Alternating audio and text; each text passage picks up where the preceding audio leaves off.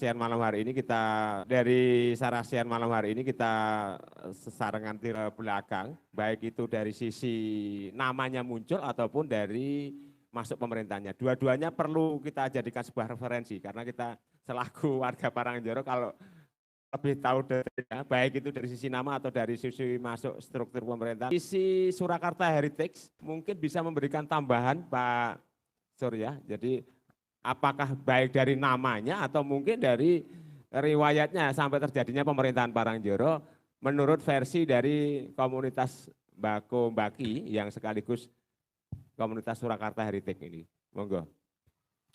Ya, baik. Selamat malam, berkah dalam dan berkat untuk kita semua pada malam hari ini.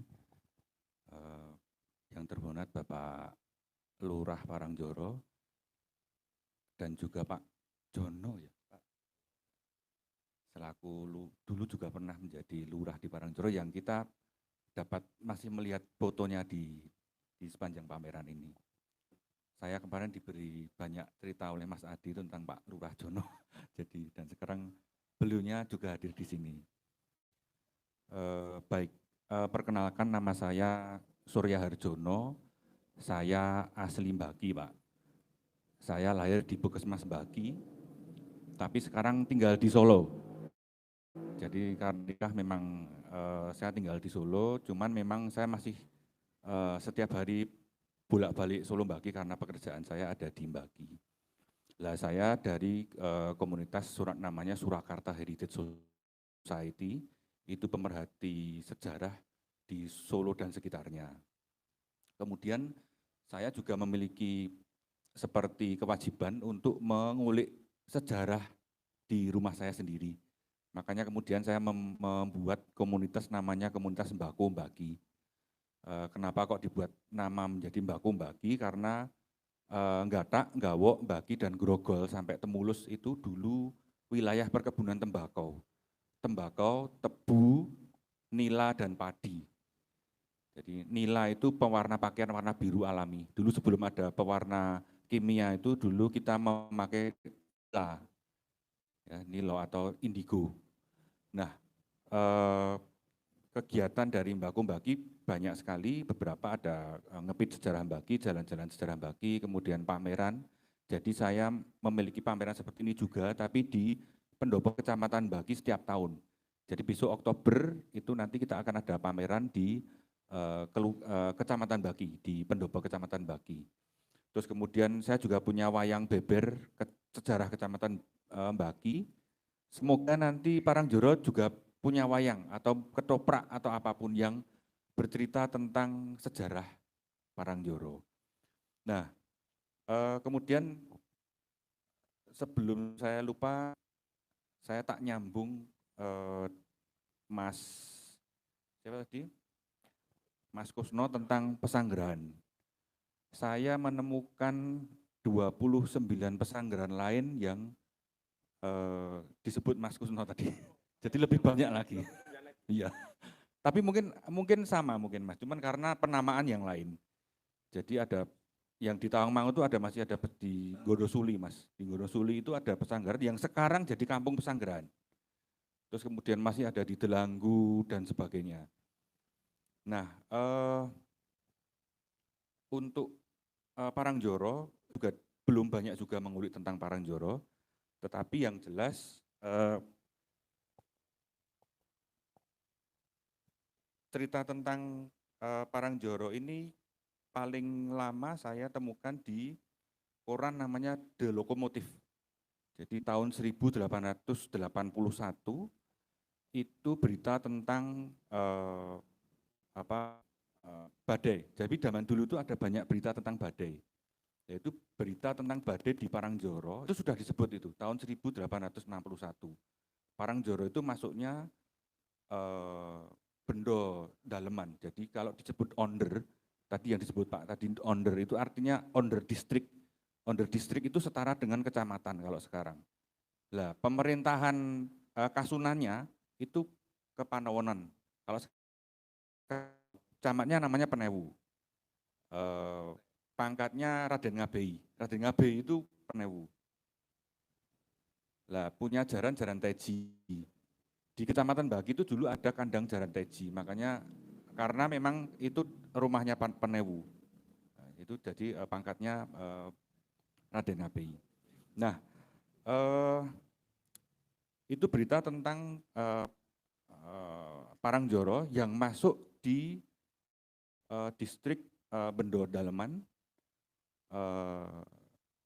Grogol, masuknya Afdeling Klaten.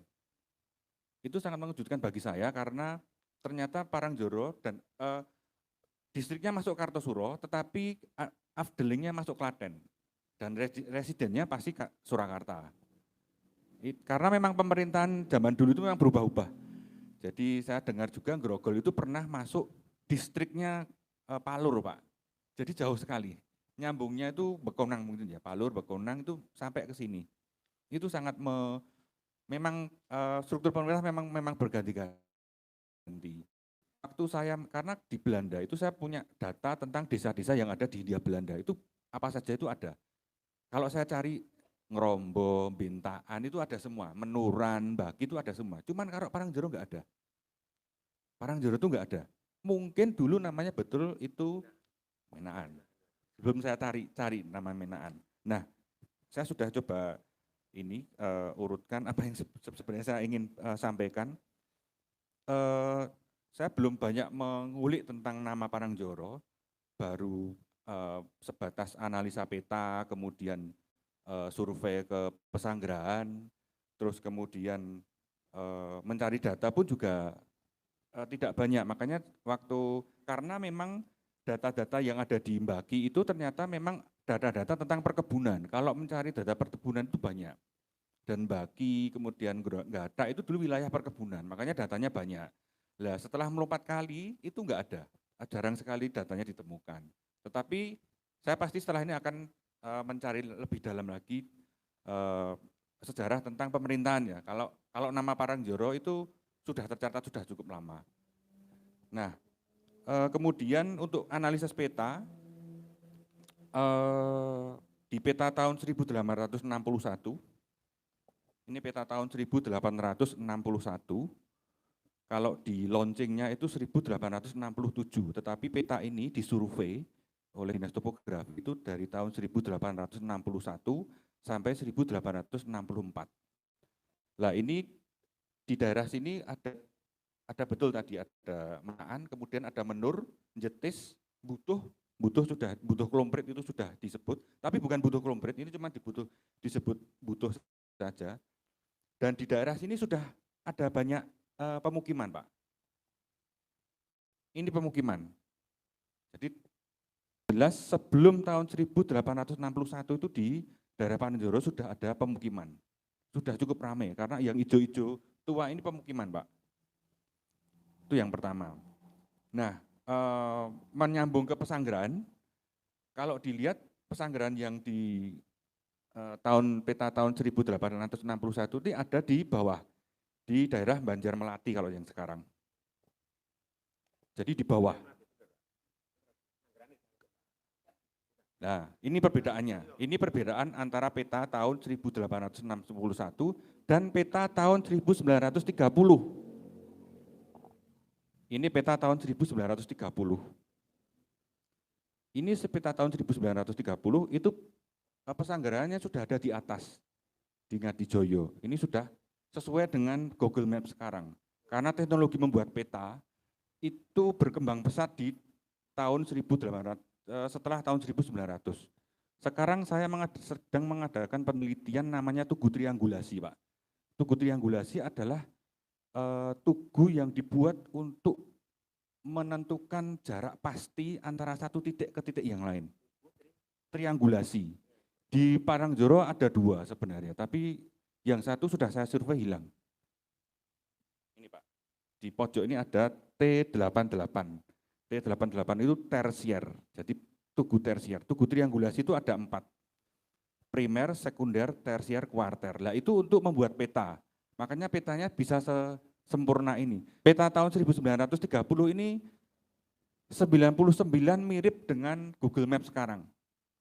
Cuman bedanya sekarang kan ini lurus ya, karena pelurusan ini ya, pelurusan sungai. Lah, yang menarik adalah di peta tahun 1861 ini, 61 ini ada tulisan PG, Pak. PG-nya itu di bawah. Jadi bukan di yang sekarang Pesanggerahan sekarang. Memang ini masih memang harus diteliti lagi apakah Pesanggerahannya berpindah. Kalau tadi memang ada informasi bahwa sempat ada perpindahan Pesanggerahan. Itu 1 hari dan 2 hari. Tetapi harus perlu dianalisa karena cerita dan peta dan data itu memang tidak bisa 1 hari 2 hari selesai diteliti. Nah ini karena saya bisa menunjukkan bahwa di peta tahun 1861 itu Pesanggerahannya di bawah, di sekarang yang namanya Banjar Melati. Tetapi di peta tahun 1930 sudah di atas, sudah pindah Pesanggerahannya. Jadi kemungkinan memang ada 2 letak Pesanggerahan yang dipindah. Terus kemudian ini di peta tahun 1861 ada Menaan, ada Menur, ada dan kemungkinan yang memang disebut Menaan itu seperti Gawok dulu sekarang. Gawok itu menjadi nama stasiun, bahkan nama Gawok itu lebih terkenal daripada nama Gatak. Padahal yang nama resminya Gatak. Gawok itu cuma nama mungkin kampung ya kalau Gawok itu. Nama pasarnya Gawok, tetapi stasiunnya kenapa kok enggak disebut stasiun Gatak, stasiun Gawok? Itu sudah lama juga karena kalau disebut di Perang Diponegoro, tadi menyambung Perang Diponegoro, ada salah satu sequel di Perang Diponegoro yang disebut dengan Pertempuran Gawok. Itu terjadi di Gawok dan di Mbaki.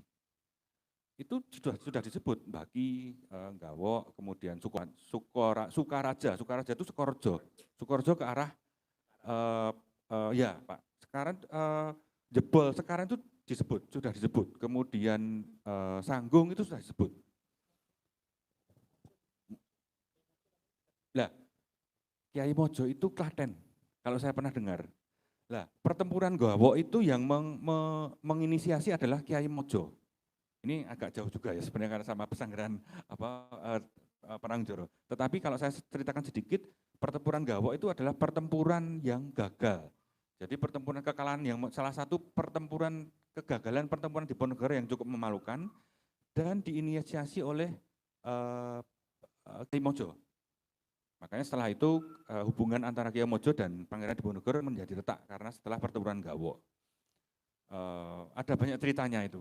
Tapi sekarang kita fokus ke ini dulu, Perang Joro dulu. Karena kalau bicara masalah sejarah itu nanti selesainya besok Senin kalau dilengkapkan. Nah, kemudian sudah ada pemukiman, sudah saya sebutkan. Kemudian, nah ini yang menarik nama-nama unik kayak Banjar Melati, kemudian Ngadijoyo, Parangjoro itu dan istimewanya adalah walaupun tidak memiliki pemukiman yang padat, tetapi Parangjoro itu kenapa kok dipilih menjadi tempat untuk pesanggerahan. Nah, kalau ceritanya Pak Mul dari Ngrombo itu memang dulu nyambungnya dari Langinarjo. Ya. Kalau kerabat keraton itu kalau dari Langinarjo, kalau ke sini itu lewatnya enggak Bacem. Tapi dari sungai. Nah, peta tahun 1930 itu sudah ada legendanya, Pak. Legenda peta itu adalah keterangan peta. Nah ini, yang bulat ini adalah yang disebut dengan kalau diartikan itu ferry. Ferry itu penyeberangan, tambangan lah, tambangan. Nah, kalau di Ngrombo itu ada yang disebut pelataran Ombo. Pelataran Ombo itu untuk nyebrang kali. Jadi dulu dari Langenarjo itu nyebrang kali. Ini ceritanya Pak Mul. Pak Mul itu penggerak Pok Dawis juga ya di Ngrombo. Dan itu cocok. Karena setelah saya cek di peta itu memang di situ ada simbol peta itu untuk penyeberangan. Jadi memang dari Jantran ke Parangjoro. Nah, sekarang ini Parangjoro sudah muncul nama Parangjoro 1930. Tetapi sebenarnya peta 1930 ini surveinya sudah lama Pak, mungkin sekitar 1911 sampai 1920-an. Jadi Kalau menurut saya memang nama Parangjoro sendiri sudah lama, sudah hampir sama dengan nama Menur, terus Menaan itu mungkin udah ada sebenarnya nama Parangjoro, tapi tidak disebut. Seperti ini kalau kita lihat Bentaan di Mbaki itu ada nama Bentaan, ada nama Trau, yang sekarang nggak ada. Saya menemukan nama Trau itu di Menuran itu nama Trau itu sekarang sudah nggak tahu itu nama Trau. Secara administratif memang untuk tanggalnya memang cukup sulit untuk menemukan itu. Kemungkinan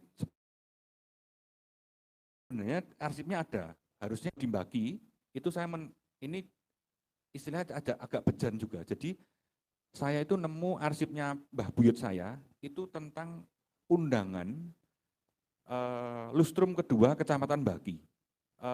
Lustrum kedua Kecamatan Mbaki di Balai Desa Bentaan. Itu acaranya 26-27 November 59. Kedua, itu berarti Kecamatan Mbaki secara administratif di bawah Republik itu berdiri tahun 49. Karena 10 tahun setelah itu kan ada acaranya. Nah, Kecamatan Mbaki itu November 49 di bawah Republik.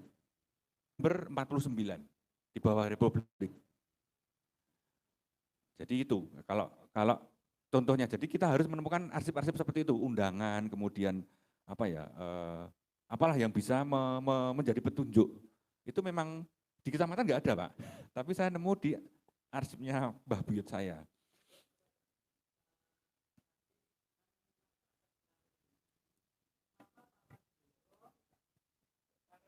Nggih. Nun sewu. Nama Parangjoro itu kan menurut map itu yang tahun 1860-an tadi, Ya. 60 itu kan kalau dilihat-lihat kan bahwa wilayah Parangjoro saat ini, yang istilah Parangjoro saat ini, itu kan yang muncul itu adalah kampung atau semacam satu regional gitu, namanya Menaan. Menaan. Di situ ada gambar yang sedikit itu tadi namanya Banjar Mlati, yang Banjar Mlati, dan yang kedua dan sebelah baratnya adalah Ngadijoyo yang nanti ada tambangan dengan Jantran tadi. Nah, di situ wilayah secara map ini tadi belum muncul nama Parangjoro gitu, secara yang 1830 tadi. Belum. Tapi kan 1930 itu sudah muncul nama Parangjoro. Padahal itu kan belum kemerdekaan ya. Artinya kan belum ada cara administratif politis kan belum ada. Nah, muncul itu kemungkinan apakah itu dari nama yang dulu terselip nama di map atau memang belum ada gitu loh. Nah, kalau itu memang belum ada, kita akan bisa nanti mencari jejak sejarah secara pendekatan historical dengan mengambil data mungkin dari keraton ya, karena sini kan di bawah wilayah keraton. Yang kedua dengan mungkin dari penutur-penutur pelaku sejarah yang ada di wilayah sini. Dulu itu lurah ketiga kita kan beliau yang hadir ini adalah Pak Jono, barangkali nanti bisa untuk melengkapi apakah memang dulu itu pemerintahan Parangjoro sejak Mbah Wiratmojo, terus Mbah Broto Surono sampai beliau ini kan sebelumnya itu sudah ada gitu loh, maksud saya begitu. Ini kok yang saya herankan kok yang di mapnya belum muncul. Muncul tiba-tiba di tahun 1930 gitu loh. Istilah ini kan perlu kita kaji itu. Munculnya sebagai desa, kalau ini tidak mungkin kalau sebagai pemerintahan. Ini nama kampung begitu, nama kampung itu. Tapi gini Pak, kemungkinan juga itu adalah pemberian dari Pakubuwono ke-9 Mas. 9, memang 9. Kalau pesanggerannya 9. Kalau pesanggeran yang buat memang pada waktu Pakubuwono ke-9 itu hampir sama dengan Langenarjo. Dan ini masih saya coba saya lihat tadi lagi apakah pesanggeran Parangjoro ini lebih tua daripada pesanggeran Langenarjo, karena dulu itu baru ada 2 pesanggeran di sini sama di yang di Bacem itu loh Mas, apa tadi namanya? Itu. Jadi ada itu. Ini saya coba sebutkan lagi, ada ini ada Pesanggaran Tegal Gondo, Giriwoyo, Asri Purno, Parangjoro, Langenarjo, Karangpandan, Bojong, Secang, Madusito, dan sebagainya.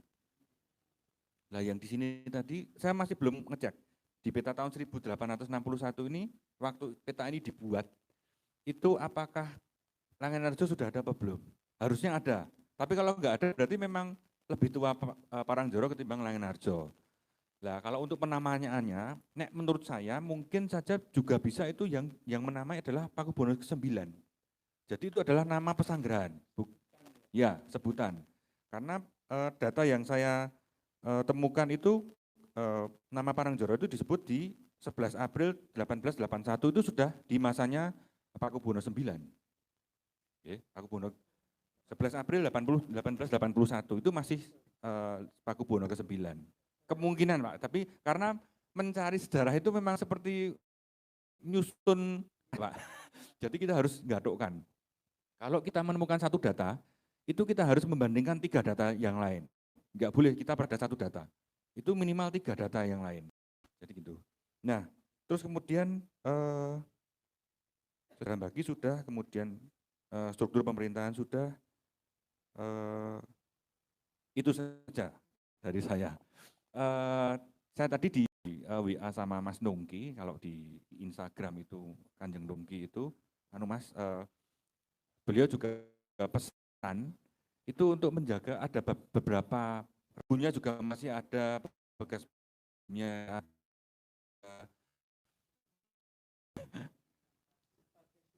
Ya sebagai situs karena ini saya lupa sumbernya di mana. Ini kegiatan Pakubuwono ke-10 tentang yang menyebut Parangjoro juga. Aktivitas Pakubuwono ke-10 bahwa Parangjoro ini menjadi tempat yang penting karena beliau menjamu tamu-tamu. Salah satunya Bupati Madiun. Itu dibawa ke menunjukkan kereta-kereta ya pemberian paku alaman, kemudian pusaka-pusaka, diajak ke Mangkunegaran, diajak ke Pesanggerahan Langenarjo dan juga diajak untuk beristirahat di Pesanggerahan Parangjoro. Itu adalah pesanggaran yang cukup penting. Jadi bukan pesanggaran yang apa? Jadi bukan pesanggaran yang apa ecek-ecek lah, karena yeah. Ya. Ya.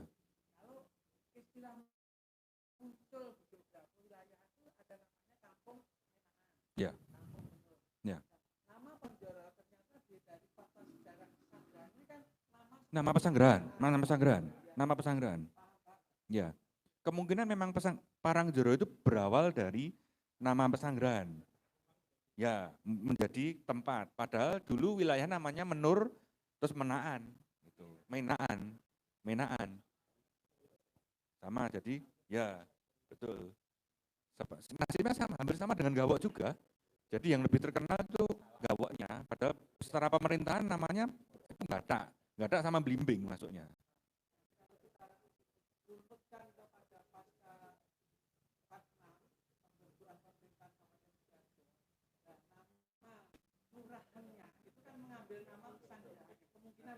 Oh enggak Pak. Oh kalau setelah 46 gitu. Setelah 46 gitu. Yeah.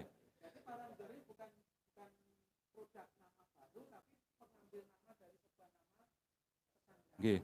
Jadi ya, tetapi setelah ini nanti saya akan cek di buku list desa di Hindia Belanda, apakah nama Menaan ada? Karena Bintaan ada, Ngerombo ada, Menuran ada.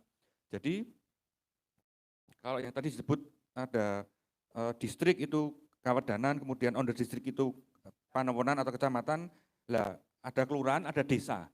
Desa itu DESSA, itu sebutan untuk Belandanya, bahasa Belandanya. Makanya di daftarnya itu ada DA itu singkatan dari desa. R itu residen. Bisa juga F itu afdeling. Jadi kayak seperti kabupaten. OD itu under district, O itu D itu distrik, nah, under itu under district, itu kecamatan. Nah itu PR saya setelah ini mencari nama Menaan. Itu kemungkinan ada terdapat di ini Pak, di daftar desa-desa di Hindia Belanda. Jadi dulu sebenarnya nama kelurahan Parangjoro itu namanya Menaan, bukan Parangjoro. Nah itu yang harus kita tahu kenapa kok diubah menjadi Parangjoro. Gitu. Terima kasih Pak. Solo.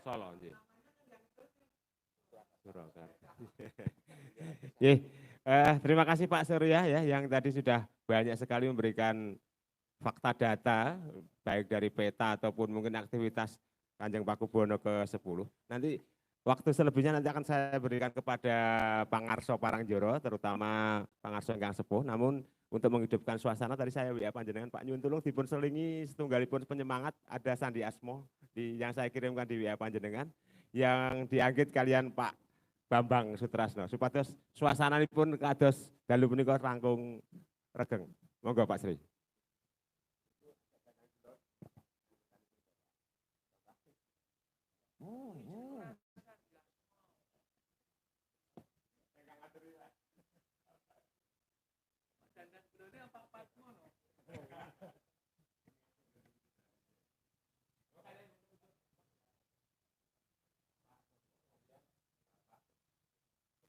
Nun sewu Pak Suryo kalian Pak Gus, derek tepang kula Pak Sri lahir asli Parangjoro, daerah Menaan mriko Parangjoro. Jadi dilahirkan di sana, beliau yang hadir sepuh ini adalah guru saya.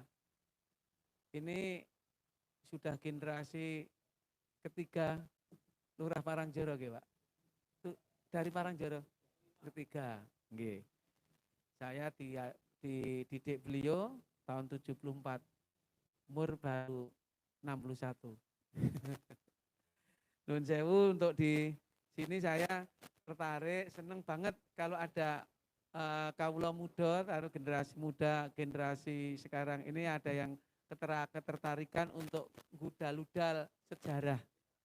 Jadi kita nanti tidak kehilangan pancernya sejarah di khususnya di kampung kita. Ini Mas Adik Wibowo ini kan dulu murid saya SD, saya guru SD. Jadi saya senang Mas Adik ini memiliki wawasan dan juga beliau Mas Ratman ini adalah juga murid saya SD dulu. Saya muridnya beliau jadi putune jenengan. Ini beliau ini harus sesepuh pamong dulu yang dampingi beliau Pak Jono. Nun sewu, jadi kalau tentang Parangjoro gitu saya senang bahwa karena ternyata Parangjoro itu sebutan nama yang elegan karena sebagai simbol kekerajaan nama sebuah pesanggerahan gitu. Jadi dari urutan sekian pesanggerahan tadi kok munculnya pesanggerahan Parangjoro. Nah konon memang cerita dari mbah saya sering kalau sore itu kan mbah saya itu suka dongeng dan juga bercerita pengantar tidur cucunya. Satu wayang, dua tentang tentang kebudayaan kultur yang